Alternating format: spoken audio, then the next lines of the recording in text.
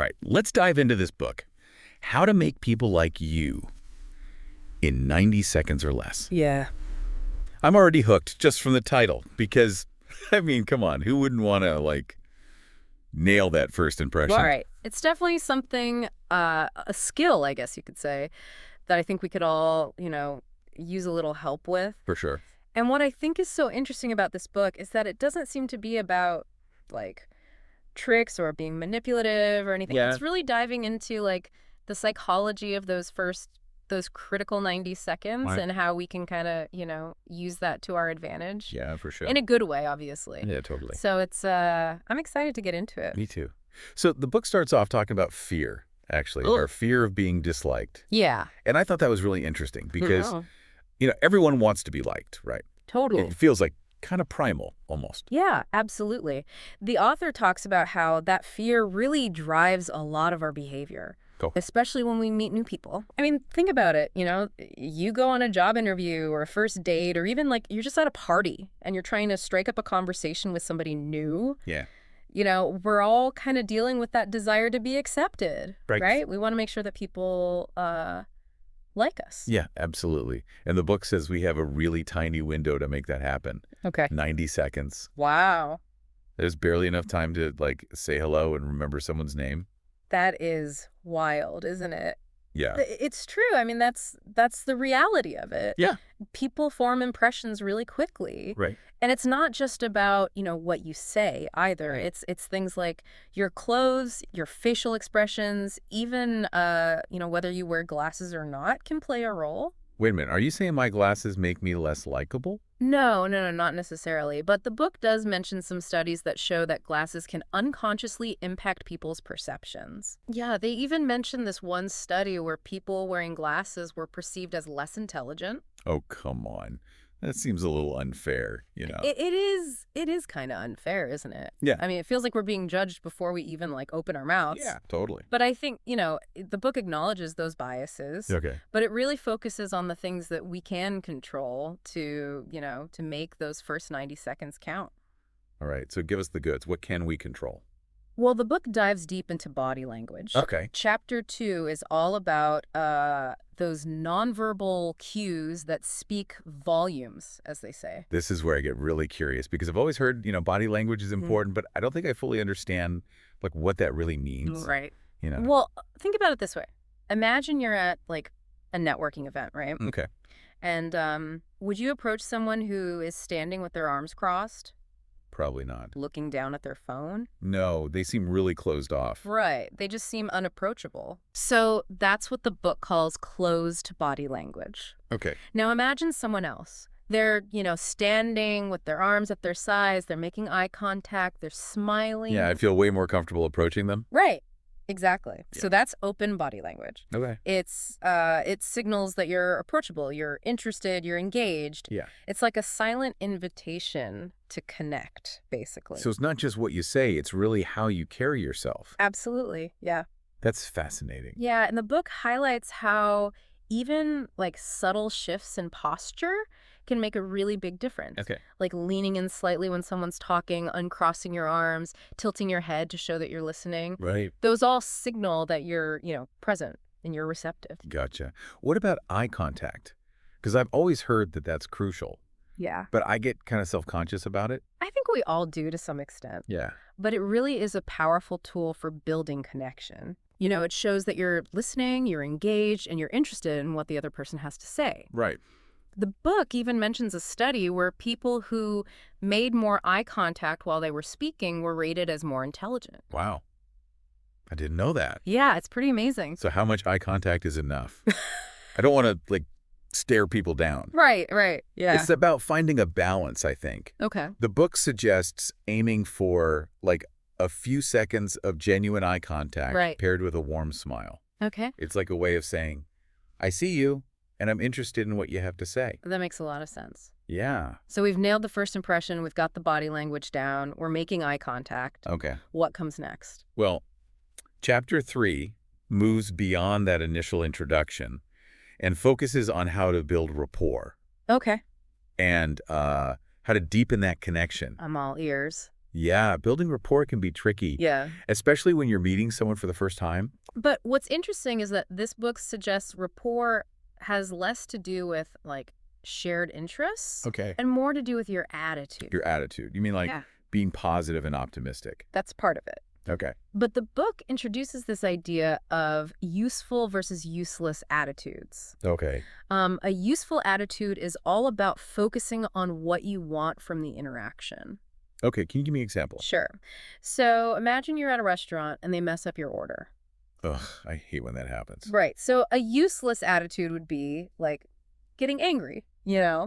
and just fixating on the mistake. Yeah, I've been there. Right. And you just stew in frustration and probably end up ruining the whole meal. Yeah, totally. For myself and everyone around me. Exactly. But a useful attitude would be, calmly explaining the situation to the server and just focusing on a solution. So. You might say something like, hey, I think there was a mix-up with my order. Could you please help me get this sorted out? Right. Okay. You see how that shift in attitude Yeah, can make a really big difference. totally. Yeah. Even if you're feeling frustrated or annoyed, Mm. approaching the situation with a useful attitude can actually help you achieve a more positive outcome. It's like choosing to be the calm in the storm, right? Exactly. Even when things go wrong, Yeah, absolutely. you can still, set the tone for a more positive resolution. It's about focusing on what you can control, which is your own actions and reactions. Right. And approaching those situations with a solution-oriented mindset. Okay, I love that. So we've got the body language down. We're cultivating that useful attitude. Okay. What about, actually talking to people? How do we become those captivating conversationalists that everyone wants to talk to? Well, chapter 4 is all about that, Okay. mastering the art of conversation. Yes. And one of the techniques the book highlights is this 5 W's and an H rule for asking open-ended questions. Okay, break that down for me, because what are open-ended questions? And what are the 5 W's and an H? I need, the full explanation. All right, so open-ended questions encourage the other person to share more than just a simple yes or no answer. Okay. So you're inviting them to elaborate, Right. to share their thoughts, their experiences, Okay. and the 5 W's and an H, who, what, where, when, why, and how are your starting point. Gotcha. They're crafting those kinds of questions. I see. So instead of asking someone, do you like this restaurant? I could ask, what's your favorite dish here? Or what brought you to this restaurant tonight? Exactly, you got it. Okay. It invites them to tell you more about themselves. Great. And it shows you're genuinely interested in their perspective. Okay. This is making me rethink my entire approach to conversation. Really? Yeah, because I think I'm so focused on trying to, be witty or be interesting that I forget to just actually listen and ask engaging questions. I think that's a common trap, Yeah. We want to make sure that, we're coming across as interesting or, whatever. Yeah. But I think at the end of the day, the goal is really to make the other person feel interesting and heard. Right. That's really how you build that connection. That's so insightful. I'm already feeling more confident about, my next social gathering. Good. I'm glad to hear. Okay, so we've talked about, a bunch of these really valuable techniques, right? Yeah. For making those first 90 seconds count. The open body language. Right.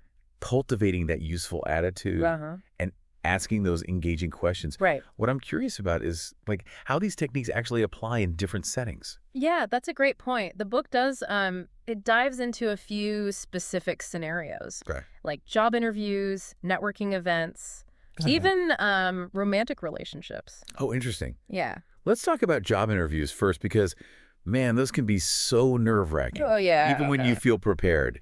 Absolutely. So chapter 5 is all about navigating those professional settings. Okay. And the author really emphasizes that, all those principles that we've been talking about, Okay. they still apply, even in those high pressure situations. So it's not about, transforming into someone we're not.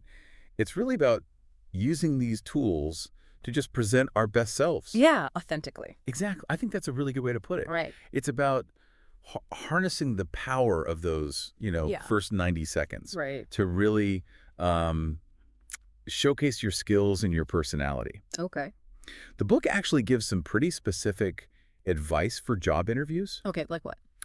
Well, for starters, it suggests doing your research on the company Right. and the position beforehand, so that you can tailor your responses Right. and really demonstrate that you're genuinely interested. That makes sense. Yeah, it's about showing that you've taken the time to learn about the company and the role. Right. Right. That you're not just like sending out a million resumes. It's Right. exactly. You've actually put some thought into it. Right, yeah. And then when it comes to the interview itself, Yeah.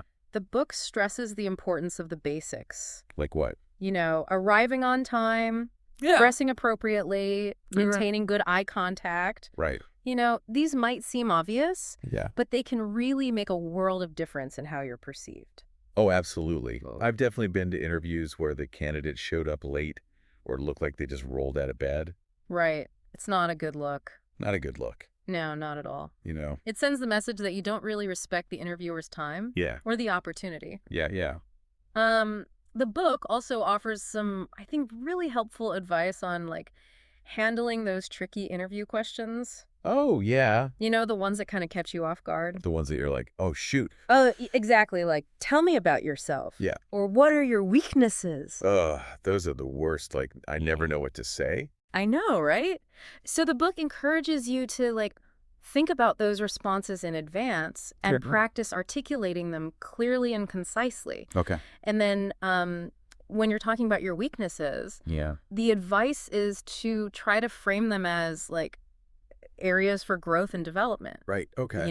Because it shows that you're self-aware and that you're committed to improvement. That's a great tip. Yeah, It's like turning a potential negative into a positive. exactly. Yeah. It's all about, presenting a balanced and honest picture of yourself Right? while still showcasing like, your value to the company. Yeah, absolutely.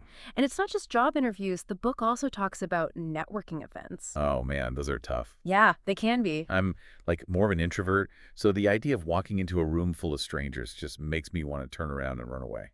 I get it. I Oh, get it. Yeah. And networking can be really daunting. Yeah. But the book actually breaks it down into like these manageable steps. It encourages you to like, approach people with a smile, Right. make eye contact, Yeah. and just show genuine interest in learning about them. So it's not about like trying to impress everyone in the room or like handing out as many business cards as possible. Yeah. It's really about making those genuine connections. Exactly. Yeah, it's about quality over quantity, right? The book suggests like, having a few conversation starters in mind Okay. to help you, break the ice. Right. You could ask about their work, their interests, or even something as simple as like, what's your favorite thing about this event? Yeah. Get Yeah. on That takes the pressure off of trying to come up with something clever on the spot. Right, exactly. Yeah. And then, remember the key is to be yourself. Right. Listen attentively. Uh-huh. Ask those follow-up questions. Okay. And you never know where those connections might lead in the future. That's true. That's true. Okay, so we've covered job interviews, networking events. What about like applying these techniques in romantic relationships? Ooh, yeah, that's chapter 6. Okay. It explores how those principles of first impressions and connection Right. can be applied to dating and fostering intimacy. Okay. So I can see how this would be really relevant, right? Yeah. Because first dates can be just as nerve-wracking as job interviews. Oh, totally. Yeah. Yeah, absolutely. And the book acknowledges that dating can be especially challenging. Right. Because of that added layer of like vulnerability. Right. Yeah, absolutely. Yeah. So how do we like navigate that vulnerability Right. while still putting our best foot forward? Well, the book really emphasizes the importance of being yourself, Okay. because trying to be someone you're not Yeah. is ultimately unsustainable. Right. Authenticity is key to, attracting someone who appreciates you for who you truly are. That makes sense, right? Yeah. It's about finding someone who connects with the real you, not like a version of you that you've created to try to impress them.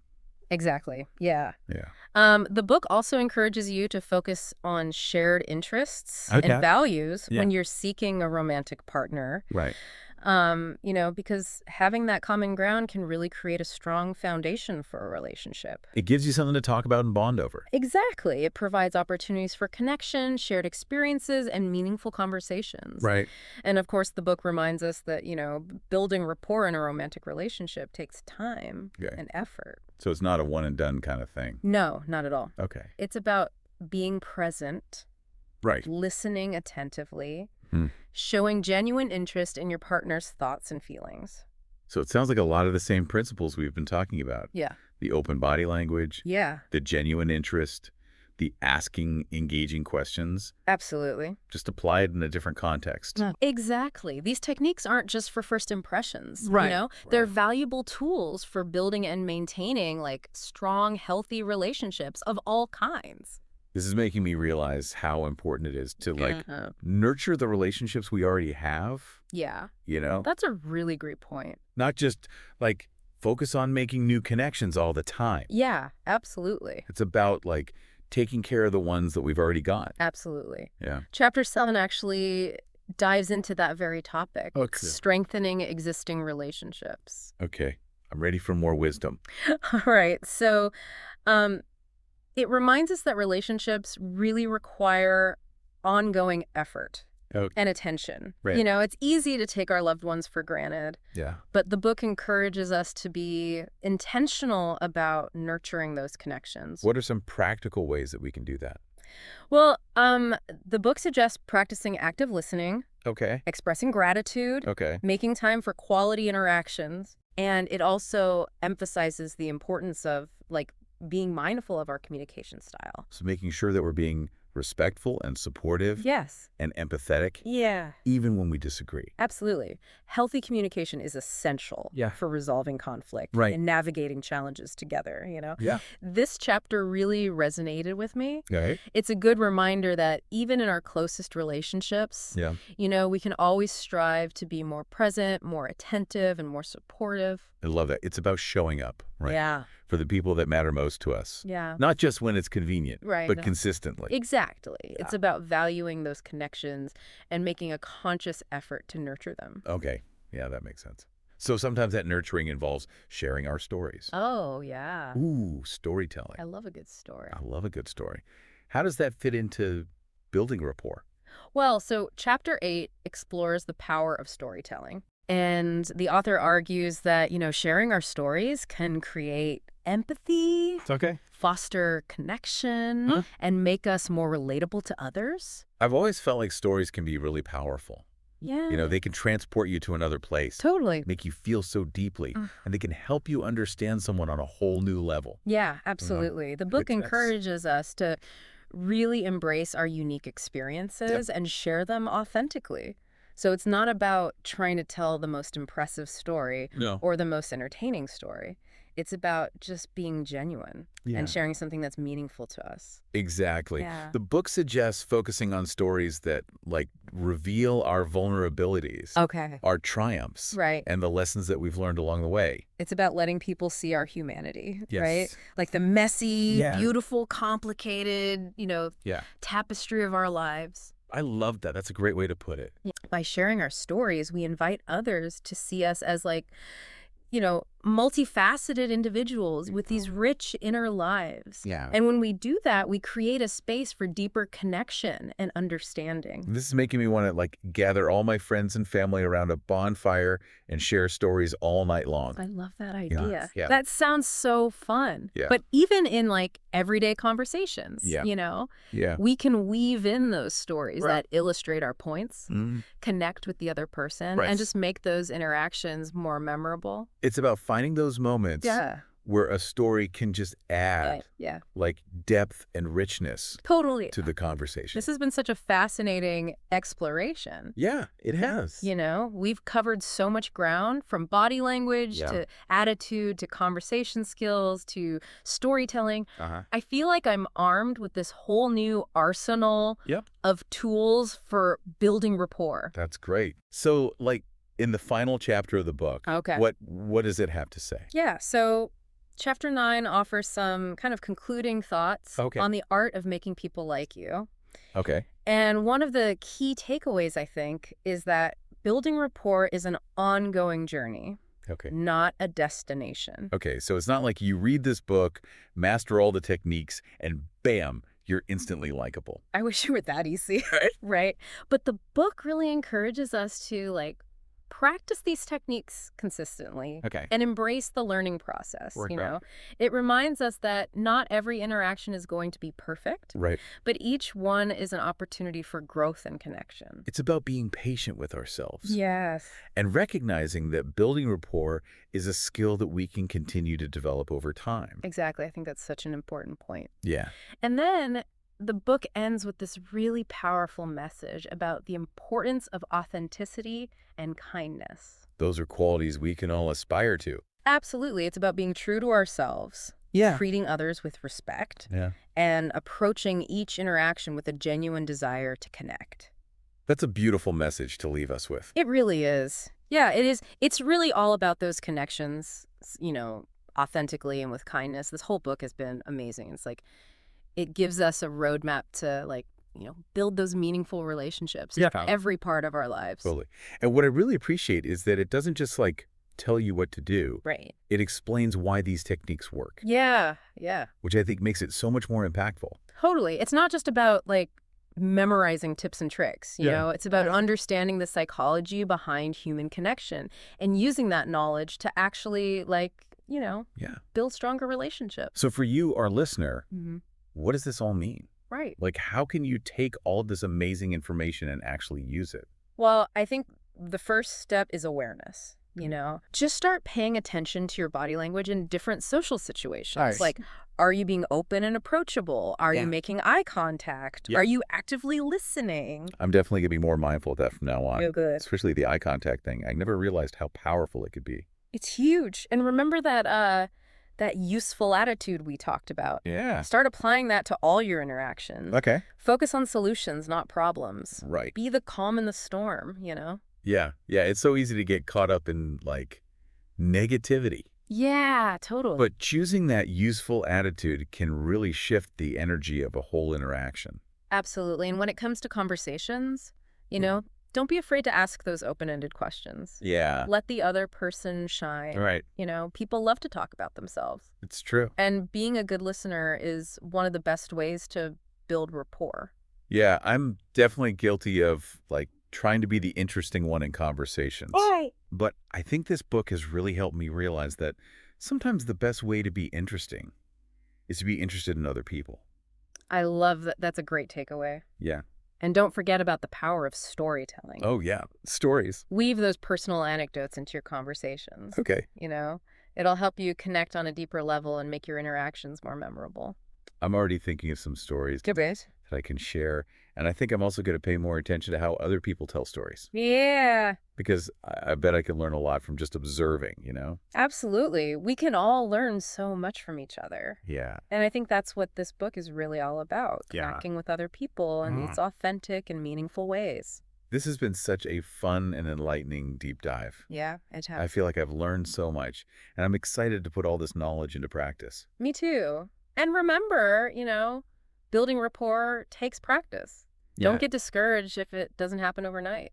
Just be patient with yourself, embrace the journey, and enjoy the process of connecting with people. So that's it for this deep dive into how to make people like you in 90 seconds or less.